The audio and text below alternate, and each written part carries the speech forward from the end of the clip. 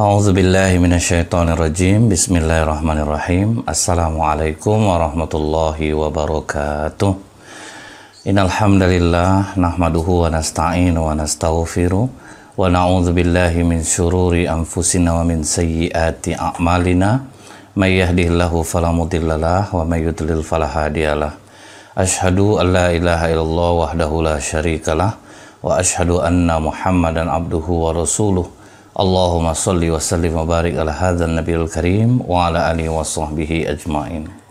Kaum muslimin dan muslimat di mana saja berada yang saya muliakan dan yang saya hormati, senantiasa kita bersyukur kepada Allah dengan mengucapkan alhamdulillahirabbil alamin. Bersolawat kita kepada Rasulullah sallallahu alaihi wasallam dengan ucapan Allahumma sholli ala Muhammad wa ala alihi wa sahbihi wasallim. Kali ini kita akan membahas bahayanya dengki sehingga Qabil membunuh Habil. Ini kisah pembunuhan pertama kali terjadi di muka bumi. Kalau kita urut lagi sejarah, Nabi Adam dan Siti Hawa ini setelah dia diusir ke muka bumi, jadi waktu di surga belum ada anak. Begitu sudah di bumi, maka mulailah setelah mereka bertemu setelah lama berpisah, mulai hamil Siti Hawa. Dan kalau kita lihat di dalam riwayat Ibnu Ishaq dalam tafsir Bughawi dan tafsir Al-Qurtubi, Siti Hawa ini melahirkan 40 anak dengan 20 kali mengandung. Jadi kembar semua nih. Ini memang diberikan oleh Allah ya, sesuai juga dengan postur tubuh yang tinggi, besar, jadi kuat untuk hamil. Kalau kita sempat 40 kali hamil, 20 kali hamil, itu mungkin sudah susah sekali bentuknya dan sudah tidak sanggup lagi berjalan. Tapi ini 20 kali kehamilan, semuanya kembar, jadi 40 orang jadi anak Nabi Adam alaihissalam ini. Tapi yang paling terkenal itu dua pasang yang pertama, kembar pertama dengan kembar yang kedua. Qabil kembarannya Ikrimah, berwajah cantik. Habil kembarannya Labuda, wajah Labuda ini kurang menarik. Setelah anak Nabi Adam ini mulai dewasa, Allah perintahkan kepada Adam, nikahkan anakmu Adam dengan cara silang. Kalau dengan cara silang, Habil nikah dengan Iklimah yang cantik, Qabil nikah dengan Labuda yang jelek. Disinilah mulai perseteruan. Qabil merasa tidak senang, nggak bisa ya, aku lebih berhak dengan kembaranku daripada Habil. Udahlah, nikah aja lah masing-masing dengan kembarannya. Jadi dari tahun awal itu, kecenderungan laki-laki memang kepada perempuan cantik. Begitu juga sebenarnya sebaliknya, perempuan cantik cenderung kepada laki-laki yang tampan. Jadi kalau ada yang ngomong, saya tidak perlu perempuan cantik, yang penting soleha, bohong sebenarnya. Aslinya pasti maunya yang cantik, udah telanjur aja dapat, mau diapakan lagi. Tapi memang betul, kalau kita ini menikah, dianjurkan lihat kepada agamanya, engkau akan selamat. Tetapi Rasulullah juga tidak memungkiri kalau bisa kita tuh dapat yang sekufu. Bila kita ingat pernikahan yang tidak sekufu antara Zaid bin Harithah, anak angkat Rasulullah, dinikahkan Rasulullah dengan Zainab binti Jas, bangsawan yang cantik. Ini tidak sekufu. Nah, membuat rumah tangga mereka tidak harmonis, sehingga terjadilah perceraian. Begitu juga dengan Qabil ini, dia maunya dengan yang cantik. Nah, Allah memerintahkan ya harus nikah silang. Tapi rupanya dia lebih mengandalkan logika dia. Disinilah orang yang paling tersiksa. Jika dia menganggap yang baik menurut dia itulah yang harus terjadi. Ini orang yang paling kecewa di dunia. Dia tidak mau menurut apa yang diperintahkan oleh Allah. Nabi Adam kembali memohon kepada Allah, dan Allah memberikan solusi yang kedua, yaitu suruh mereka berkurban. Walaupun orang belum ada satupun selain mereka, tapi mereka tetap bekerja dengan giat. Habil, peternak kambing. Qabil, seorang petani. Artinya, kita ini tetap dianjurkan untuk bekerja. Dan kita berpikir untuk yang ke depan, bukan untuk kita. Waktu Umar menanam pohon kurma, apa kata para sahabat yang lain? Untuk apa kau tanam itu, Umar? Sementara mungkin kalau kau sudah meninggal itu pun belum berbuah. Kata Umar, ini untuk anak cucuku. Jadi bukan untuk aku. Jadi kita giat sekarang ini bukan berarti ini untuk kita, tetapi kita untuk generasi selanjutnya. Kita berbuat baik saat ini untuk generasi selanjutnya. Jadi tetap bekerja keras sekalipun rasanya orang tidak ada waktu itu, tapi mereka tetap mempunyai usaha. Jangan kita ini hanya diam. Untuk apa aku beternak kambing, ke siapa mau aku jual? Tidak itu pikirannya. Untuk apa aku bertani? Mana habis sama aku makan semua ini? Tapi bukan itu. Mereka tetap berusaha. Jadi seperti kata orang pintar, bahwa lebih baik tubuh kita ini letih bekerja daripada letih menganggur. Itu yang harus kita camkan. Lebih baik kita letih bekerja daripada kita letih menganggur. Cuman ada perbedaan di kurban mereka ini berdua. Qabil ini dia petani, ketika untuk berkurban pelit. Dicarinya gandum dia yang kualitas jelek, itu yang dikurbankan. Allah perintahkan bahwa kurban kalian itu letakkan di atas bukit. Karena waktu itu juga nggak ada yang makan. Qabil ini pelit, bayangkan untuk mendapatkan sesuatu yang baik secara duniawi, dia kurbannya gandum kualitas jelek. Sementara Habil, sekalipun bukan untuk dimakan kambing itu, dia cari kambingnya yang terbaik, dia letak di atas bukit. Maka Allah mengirim api untuk menyambar kurban Habil. Tandanya apa? Kurban Habil diterima oleh Allah, disimpan di surga sampai nanti dijadikan pengganti leher Nabi Ismail ketika akan disembeli oleh Ibrahim. Jadi ini termasuk kambing yang tidak punya induknya tapi berjalan di muka bumi. Karena dia disimpan di surga, jadi dia bukan ada di dunia.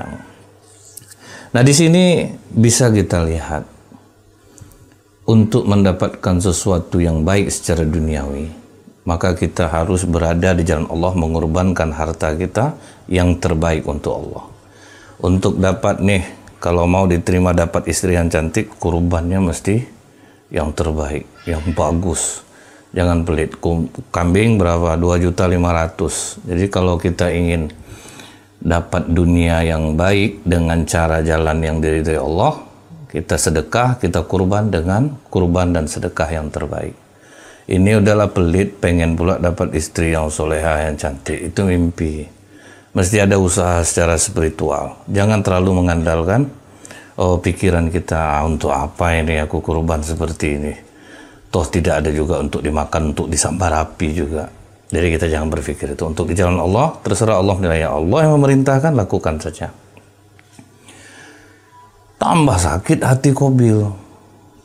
Kurbannya tidak diterima, akhirnya dia mengancam Habil. Apa kata Qabil? Di dalam surah Al-Maidah 27 Allah abadikan, "Watslu alaihim naba abna Adam bil haqqi idh qarraba qurbanan fatukubbila min ahadihima walam yutuqabbal minal akhar. Qala la aqtulannaka qala innama yataqabbalullahu minal muttaqin."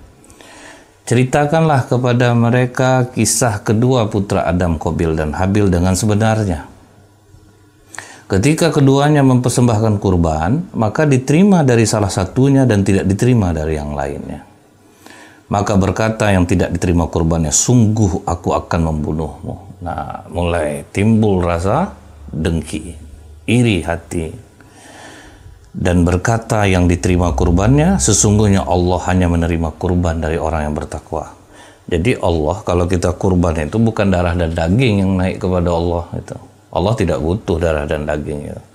Allah butuh ketakwaan kita, ketulusan kita menjalankan perintah Allah karena mengharap ridho Allah, bukan ridho manusia. Banyak orang berbuat baik ini untuk mencari ridho manusia.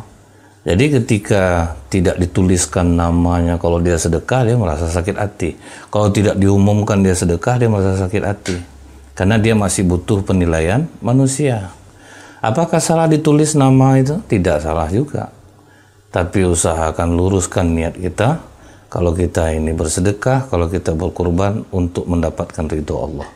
Jadi yang diterima Allah adalah kurban orang yang bertakwa. Kenapa orang banyak sudah berkurban sedekah kelakuan tidak berubah? Ditakutkan di dalam sedekah dan kurbannya itu masih ada unsur duniawi yang lebih tinggi yang dia harapkan. Apakah pujian orang? Apakah dia ingin dianggap orang seseorang yang dermawan? Semua itu bisa saja terjadi. Jadi di akhirat besok orang dermawan dilihatkan Allah surganya. Ini surga untukmu. Dengan amal apa kau mendapatkan surga ini? Dia sudah orasi. Dia katakan, karena aku rajin bersedekah, aku rajin menyantuni anak yatim, fakir, miskin. Kemudian kata Allah apa? Kau bohong. Kau melakukan amalan itu untuk mendapatkan pujian dari manusia dan kau telah mendapatkan di dunia. Sekarang kau masuk ke neraka. Jadi dia sengaja dipancing Allah, dipuji oleh Allah, sehingga dia keluar mengatakan dia ikhlas, tapi Allah tidak bisa dibohongi. Kalau masuk kau ke neraka, kau ingin mendapatkan pujian, popularitas, sudah kau dapatkan di dunia. Begitu juga dengan orang mati syahid. Ini surgamu, dengan amalan apa kau mendapatkan ini? Oh, aku berjuang di jalanmu ya Allah, agar tegaknya kalimat la ilaha illallah. Kata Allah, bohong. Kau melakukan itu supaya kau dikatakan orang yang pemberani. Kau sudah mendapatkan sanjungan itu di dunia, masuk ke neraka. Dipanggil orang-orang yang berilmu. Dengan amal apa kalian mendapatkan surga ini? Dilihatkan, oh surga yang indah kepada orang-orang yang berilmu. Oh, kami mengamalkan ilmu kami ya Allah, kami syiarkan agar orang dekat kepadamu. Kata Allah, bohong. Kalian melakukan itu misalnya karena amplop. Nah, ini para ustadz nih, termasuk saya sendiri nih, karena amplop. Bukan karena ketulusan untuk berdakwah atau untuk mengejar subscriber, viewer, like. Kalau itu yang menjadi tujuan, silahkan masuk ke neraka. Jadi mohon juga nih, para jamaah yang menyaksikan tayangan ini, doakan kami ini, agar kami ini ikhlas di dalam berdakwah. Viewer itu bonus, subscriber bonus. Ya, yang penting yang lebih diutamakan itu adalah keikhlasan di dalam berdakwah.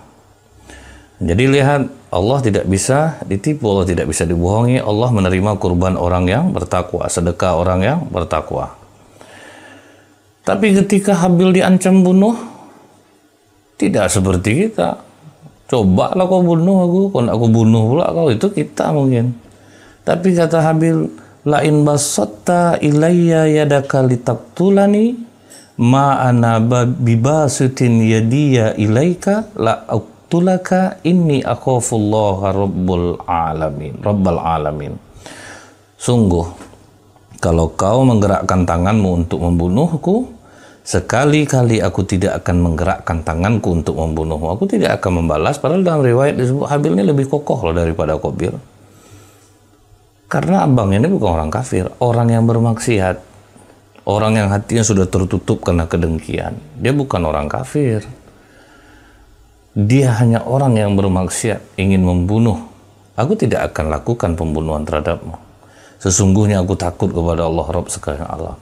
Begitu juga kalau kita dihina orang, jangan balik lagi kita menghina. Akhirnya kita jadi seperti dia dong. Orang menggunjing kita, kita balik gunjing dia. Akhirnya kita jadi seperti dia kan. Sama juga bohong jadinya, rugi kita. Kemudian dilanjutkan dalam ayat ini, inni uridu antabu abi ismi wa ismika fatakuna min ashabin nar wa dzalika jazaa'uz zalimin. Sesungguhnya aku ingin agar kamu kembali dengan membawa dosaku, kau bunuh aku, dosa aku, kau yang tanggung, kau pindah sama kau. Bawalah dosa pembunuhan ini dan dosa kamu sendiri. Jadi tambah banyak, kau dosa membunuh aku, kau tanggunglah dosanya. Kau bawalah dengan membawa dosa pembunuhan aku ini dan dosa kau sendiri. Dan kau akan jadi penghuni neraka. Jadi sempat dinasehati, kalau kau bunuh aku, kau jadi penghuni neraka. Itulah pembalasan bagi orang yang zalim. Jadi ingat nih bahayanya, ada dua dosa yang disegerakan di dunia ini. Satu, memutuskan hubungan silaturahim. Jadi bagaimanapun saudara kita mungkin menghina kita, menyakiti kita, jangan sampai pernah terputus hubungan silaturahim. Karena apapun alasannya Allah tidak akan menerimanya. Siapa yang memutus aku, maka aku akan memutus hubungan dengannya. Jadi siapa yang memutus rahim, kasih sayang, Allah akan memutuskan hubungan dengannya. Karena yang paling banyak terjadi itu putus silaturahim itu antara adik beradik nih, karena sering masalah harta pusaka. Ini yang bahayanya, tipuan iblis di sini. Sholat udah rajin, silaturahim terputus, bahaya. Nah kemudian yang kedua dosa yang akan dibalas Allah di dunia ini adalah kezoliman. Jadi kalau kita zolimin orang, kita karena dengki sama dia, kita berusaha menghilangkan kenikmatan itu pada dia, ini akan dibalas di dunia. Dan ini banyak nih di instansi-instansi, nikut orang, menjilat, menjelekkan kawan, sehingga dia tersingkir. Ini hati-hati. Belum mati kita lagi, kita akan menerima balasannya. Dan ini juga yang dilakukan oleh Khalifah Utsman. Khalifah Utsman bin Affan. Nah, kalau kita ingat, udah dikepung tempat kediaman Khalifah Utsman itu oleh orang-orang muslim sendiri yang termakan fitnah oleh Abdullah bin Saba. Apa yang dilakukan Utsman? Utsman tidak sama sekali membalas. Malah orang-orang yang menjaganya sudah pulang kalian semuanya waktu di hari pengepungan yang ketiga. Apakah Utsman membunuh ketika dia ingin dibunuh? Dia tidak. Dia lagi baca Quran. Ada yang menarik jenggot, ada yang menusuknya. Dia sama sekali tidak melakukan pembalasan. Dia sama sekali tidak melawan. Karena ada hadis riwayat Bukhari Muslim, apabila dua orang muslim, nih sama-sama muslim kita nih, sama-sama Islam, saling berhadapan dengan pedang masing-masing, satu bawa golok, satu bawa golok, maka pembunuh yang dibunuh sama-sama masuk neraka. Bertanya sahabat, wahai Rasulullah, kalau pembunuh wajarlah dia masuk neraka. Ini yang terbunuh kok masuk neraka juga? Kata Rasulullah, sesungguhnya yang dibunuh itu juga berkeinginan untuk membunuh, karena sudah sama-sama bawa golok, sama-sama ingin membunuh, ya makanya dua-duanya masuk neraka. Ini yang membuat Utsman bin Affan tidak mau membalas. Hadis yang berikutnya yang diamalkan oleh Khalifah Utsman bin Affan, seorang sahabat bertanya, bagaimana pendapat engkau ya Rasulullah jika ada seorang muslim masuk ke rumahku bawa bawa pedang, dia ingin membunuh aku. Maka kata Rasulullah, jadilah kau seperti anak Adam, jangan dilawan. Itu yang dilakukan oleh Khalifah Utsman bin Affan. Mudah-mudahan kita nggak dapat nih ujian yang seperti ini. Berat. Orang Islam mau membunuh kita, tapi kita harus nggak melawan coba. Karena pesan Rasulullah kepada Khalifah Utsman, jangan melawan. Waktu Habil sedang menjaga ternaknya, jadi udah dinasehatin oleh Habil, kau nanti masuk neraka, kau kalau membunuh aku, kau bawa dosa kezaliman itu. Tapi dia tetap kekeh ingin membunuh. Waktu Habil sedang tidur-tiduran istirahat habis mengembala kambing, datang Qabil menghempaskan batu ke kepala Habil. Hingga terbunuhlah Habil. Karena apa tadi? Karena kedengkian Qabil kepadanya. Jadi memang orang yang dengki ini tertutup dia. Dinasehati bagaimanapun, udah tidak akan mau lagi. Susah untuk menasehati orang yang pendengki, iri hati, itu sulit. Sehingga Qabil kebingungan, habis membunuh ini mau diapakan. Dia bingung. Dia tidak tahu mau cara apa-apa, bagaimana cara ini, udah dibiarkan aja di sana. Sampai akhirnya Allah mengirimkan dua burung gagak yang bertengkar. Kemudian yang satu mati, burung gagak ini menggali lubang untuk mengubur. Waduh, kenapa tidak aku lakukan ini? Nah, inilah awal penguburan di dalam tanah. Digali pula oleh Qabil, dikuburnya lah saudara dia. Belajar dari siapa? Dari burung gagak. Artinya binatang pun bisa menjadi iktibar bagi kita, bisa menjadi pelajaran bagi kita dengan kita melihat binatang. Tapi apa kata Rasulullah SAW? Tidaklah dibunuh satu jiwa dengan zalim, melainkan dosa pembunuhan itu akan ditanggung pula oleh anak Adam yang pertama, karena dialah yang pertama memberi contoh pembunuhan. Jadi siapapun yang membunuh orang di dunia ini, Qabil kebagian terus, karena dia yang udah mencontohkan pembunuhan itu. Jadi dia kebagian dosanya karena dia yang mencontohkan. Nah, ini bahayanya kita nih, karena kata Rasulullah, barang siapa yang memulai perkara baik yang disyariatkan, maka baginya pahalanya dan pahala orang yang mengikutinya. Nah, kalau kita buat baik yang disyariatkan, tidak melanggar agama Allah, ditiru orang, maka kita akan mendapatkan pahalanya. Selama dia mengamalkan itu, kita terus dapat kirimannya. Misalnya nih, saya ceramah, kemudian ada kaum muslim muslimat juga menyampaikan kepada yang lain. Nah, saya kebagian terus tuh, kebagian pahalanya. Nanti orang itu ngamalkan lagi, nah yang nyampein dapat lagi, nah kirim lagi ke saya. Nah, ini yang dipakai orang multi level marketing. Cuman orang kalau MLM secara dunia bekejar mau ikut. Cuman MLM seperti ini agak berat orang. Jadi ingat, jangan soleh sendirian. Ajak juga orang bisa menjadi orang yang soleh. Dan barang siapa, kata Rasulullah, yang memulai perkara jelek baginya, dia contohkan orang, dia hasut orang berbuat buruk, dia contohkan berbuat buruk, nah dosanya akan kebagian juga. Sama-sama orang itu mengamalkan, kita kebagian. Disampaikannya lagi ke orang, kita dapat lagi. Nah, jadi ini mencontohkan sesuatu yang buruk, bahaya juga nih, kebagian terus kita jadinya. Kita contohkan nih, yang dilarang oleh Islam, jangan pacaran bagi anak-anak muda. Contoh, nggak apa-apa kita pacaran tuh, di situ kita saling kenal. Nah, selama orang itu ngamalkan, dia kebagian. Kemudian anak itu ngajarin lagi ke orang, kebagian lagi. Nah, bahaya. Hati-hati kita menjaga lisan kita untuk mencontohkan keburukan baik dari tangan kita ini, hati-hati. Kemudian apa dalam Al-Qurtubi mengatakan, hasad dan dengki adalah dosa pertama yang dilakukan di langit dan di bumi. Kalau di langit, yang dengki pertama siapa? Iblis, dengkinya Iblis kepada Adam. Di bumi, dengkinya Qabil kepada Habil. Ini dosa paling tua langit dan bumi. Kalau kita terhinggaplah sifat dengki ini, serajin apapun kita sholat, percuma, sia-sia. Kita dengki lihat orang naik jabatan, kita dengki lihat orang berhasil, kita dengki melihat anak orang kok bisa sukses. Ini bahaya. Mau serajin apapun, mau sholat, mau kita udah rajin haji umroh pun akan percuma. Karena ini dosa iblis dan dosa Qabil. Dengki kepada Adam, Qabil dengki kepada Habil. Orang yang dengki ini matinya itu tragis.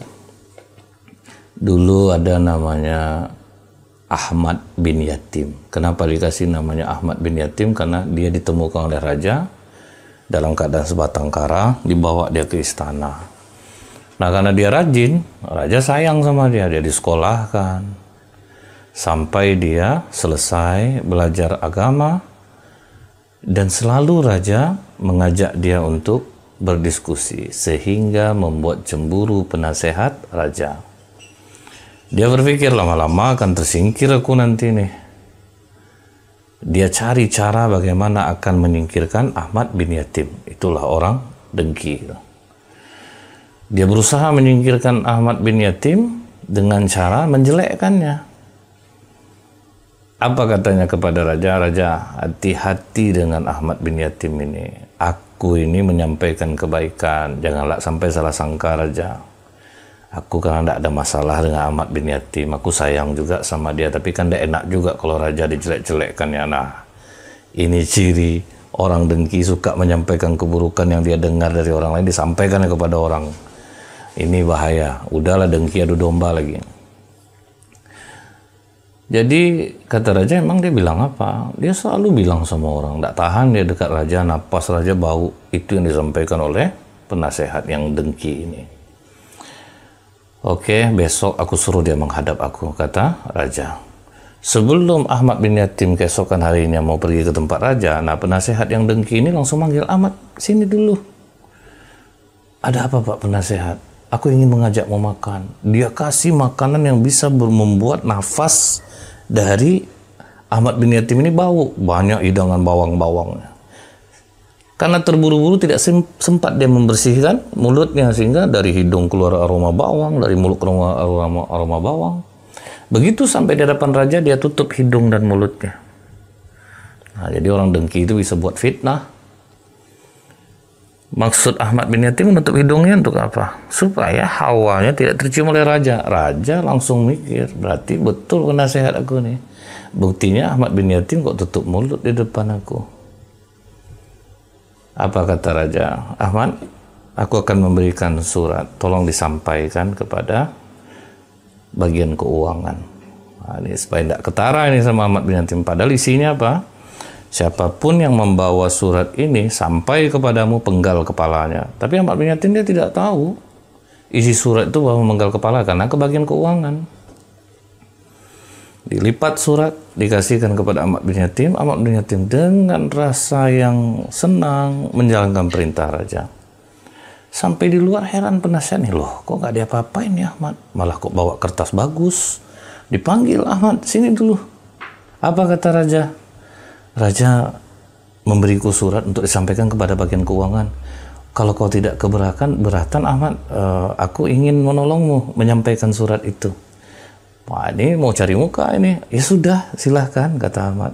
Sampaikanlah suratnya ke bagian keuangan. Udah senang dia, waduh, dapat nama aku. Walaupun aku seorang penasehat, aku mau menyampaikan surat kepada keuangan. Nampaklah peran aku. Dia tidak tahu isi surat itu apa. Sampai ke bagian keuangan, dibuka surat. Siapapun yang membawa surat ini kepadamu, penggal kepalanya. Dipenggal oleh bagian keuangan ini.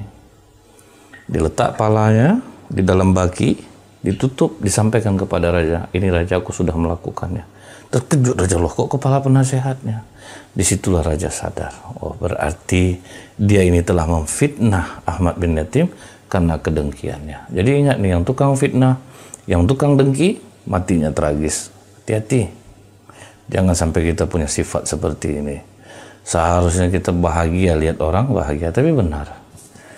Jangankan netizen, sahabat kita sendiri aja belum tentu dia senang kita bahagia. Walaupun kadang di mulut mereka, oh ya alhamdulillah lah kau seperti ini. Jadi untuk menghindari penyakit seperti ini apa? Rajin mendoakan orang bahagia. Rajin doakan orang yang dapat nikmat, doakan dia. Karena kata malaikat, kau pun akan mendapatkan hal yang serupa. Jadi ketika kita lihat wajah orang, misalnya ibu-ibu nih, wajah orang kok glowing dia. Doakan aja, ya Allah, mudah-mudahan kecerahan wajahnya ini diberkahi, ya Allah, membuat suaminya tambah sayang kepadanya. Maka kata malaikat, engkau pun mendapatkan hal serupa. Mudah kan memindahkan kecantikan orang daripada kita beli krim? Mahal. Doakan orang. Tapi kalau kita sibuk mendengki saja, akhirnya apa? Yang kena nanti penyakit kita juga jadinya. Karena banyaknya hormon kortisol dan adrenalin keluar dari kepala kita ini. Itulah pemicu penyakit stroke, jantung, dan darah tinggi. Kalau kita lihat definisi dari dengki ini, yaitu rasa atau sikap yang tidak senang terhadap kenikmatan, kesuksesan, dan kebahagiaan orang lain. Kita cek diri kita nih, kita bahagia enggak kalau lihat orang lain bahagia? Atau di mulut kita aja bilang kita, wah alhamdulillah selamat ya saya bahagia. Atau bohong sebenarnya, itu lebih menyakitkan. Lihat orang sukses, padahal kadang hati kita kok bisa dia seperti itu ya. Ini hati-hati nih, ini bagian dari penyakit dengki. Secara psikologi, ini akan memunculkan semangat untuk menghilangkan kenikmatan orang yang mendapat nikmat itu orang dengki. Bahkan dalam beberapa kasus, dia ingin menghancurkan hidup orang yang bahagia itu. Kadang sinetron-sinetron itu kita bisa melihat gambaran bagaimana orang dengki, bagaimana orang fitnah, bagaimana dengan ini. Bagaimana dengan itu? Dan itu sebetulnya realita yang terjadi, dan itu bahaya. Dan selalu di akhirnya pasti yang dengki ini tersiksa, yang memfitnah ini akhirnya minta maaf, macam-macam kan. Akhirnya seperti itu. Itu juga di dalam hidup ini. Agama memang melarang sekali kita mendengki orang lain. Dan dalam waktu yang sama, dalam ilmu psikologi, dalam waktu yang sama, dia berharap kenikmatan itu mesti pindah kepada dia. Disinilah banyak orang akhirnya bodoh. Dia pergi ke dukun, dia pergi mencari cara untuk supaya dagangannya laris. Nah, mulailah dia berbuat syirik karena dengkinya tadi. Kata Imam Ali bin Abi Thalib radhiyallahu an, orang yang dengki itu dia menentang Allah. Kita udah rajin sholat, tapi kita sering tidak nentang Allah, dengki sama orang. Kenapa dikatakan nentang Allah? Karena dia tidak rela atas kenikmatan yang telah dibagikan Allah kepada orang lain. Kan Allah yang membagi nikmat itu. Kita tidak senang dengan keputusan Allah, berarti kita nentang Allah. Ini yang saya maksud, kita tidak akan pernah tenang dalam beribadah kalau masih ada sifat yang seperti ini dalam diri kita. Ciri-ciri ya orang hasud itu, orang dengki itu, lihat nih. Dia sangat tidak senang jika orang lain memperoleh pujian.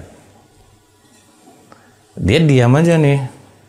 Pas orang mengatakan, waduh sungguh dia itu benar-benar pantas untuk menduduki jabatan itu. Dia memang orang yang apa? Iya sih, memang dia memang bagus kok. Tapi hatinya mangkel, tidak senang dia. Itu ciri orang dengki. Kalau ada di diri kita, berarti kita termasuk orang yang pendengki. Yang kedua, sering ngeritik orang, selalu menilai orang negatif. Apa aja tindakan orang itu negatif semuanya. Ini tergambar betul di bangsa kita. Pokoknya apa aja yang dibuat kebaikan oleh pemimpin, dia selalu mengkritiknya. Ini tipe orang yang pendengki. Udah buat baik pun orang dia terus dengki. Nanti orang puji lagi pemimpin yang satu lagi. Oh yang ini nyerang lagi terus. Selalu lah seperti ini. Dengki, mendengki, iri mengiri. Rajin sholat, bawa-bawa nama Allah, percuma. Cirinya apa? Suka mengkritik orang. Baik pun orang tetap dikritiknya. Nggak ada baik orang di mata dia. Ini orang yang pendengki. Kemudian sakit hati jika lihat orang bahagia. Lihat orang bahagia sama istrinya, alah pencitraan. Aslinya berantem terus di rumah tuh. Aku tahu betul tuh, terdengar suara dia berantem tuh. Di luar aja dia tuh tertawa-tawa. Sakit hatinya orang yang bahagia, dia sakit hati. Mudah marah kalau lihat temannya memuji orang. Jeng, lihat tuh Jeng, oh kayaknya gamisnya bagus. Alah, gamis murahan itu. Paling itu 135 itu pun belum ditawar ngambil banyak bisa 70. Kesal dia kalau mendengar temannya memuji orang lain. Apalagi tidak mau mengucapkan selamat atas keberhasilan orang. Kok paling pantang dia itu. Orang nikah nggak mau ngucapin selamat, orang anaknya wisuda mau ngucapin selamat, orang naik rumah baru nggak mau ngucapin selamat. Ini ciri orang yang pendengki. Tidak senang dia melihat orang memperoleh penghargaan. Oh nggak pantas dia dapat penghargaan itu. Buktinya aja dia tuh begini, dia tuh begitu. Tapi kalau ketika mendengar musuhnya itu gagal, bangkrut, bahagia rasa di hati ya. Kadang sampai disuruh suaminya tidur, bang, abang udah dengar cerita enggak bang? Apa tuh? Tangga sebelah bang, kejang-kejang dia. Oh, senang hati dia sampai hajatan dia di rumah, enak-enak makanya melihat orang gagal, orang sakit, musuh dia tuh sakit dia senang. Inilah yang membuat kita tekor terus. Sholat udah rajin, puasa sunnah, zikir, ada dengki, kata Rasulullah apa? Hasud, dengki itu menghapus kebaikan bagai api yang menghanguskan kayu. Musnah semua amalan kita. Inilah yang diingatkan oleh Rasulullah. Janganlah kalian saling mendengki. La tahasadu wa la taqata'u. Jangan saling memutus hubungan persahabatan. Jangan saling membenci.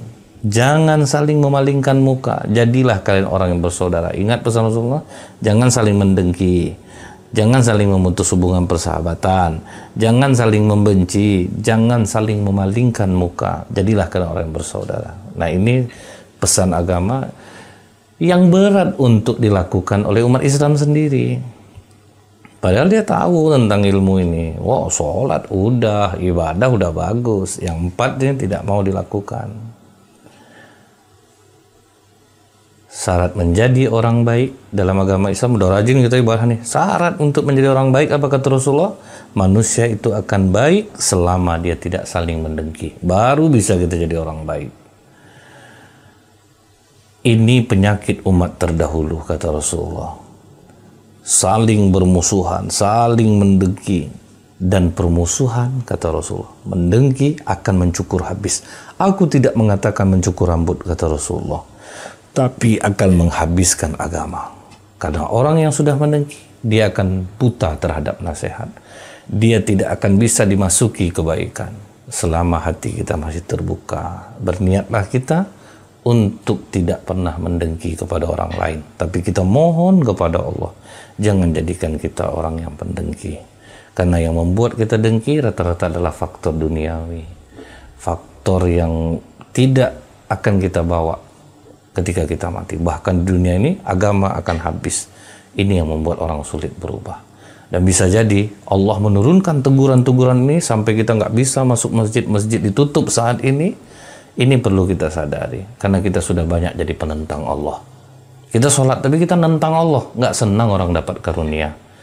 Allah sadarkan kita saat ini, ditutup semua pintu masjid, sampai sholat pun kita nggak bisa lagi di masjid. Saat ini Allah kirim virus kecil ukuran 20 nanometer cuman. Karena apa? Salah satunya kita sudah tidak menjadi orang baik. Agama kita sudah tercukur habis. Yang ketiga karena kita mendengki, menentang Allah. Baiklah, sampai di sini mudah-mudahan bermanfaat. Subhanakallahumma bihamdika asyhadu alla ilaha illa anta astaghfiruka wa atubu ilaik. Assalamualaikum warahmatullahi wabarakatuh.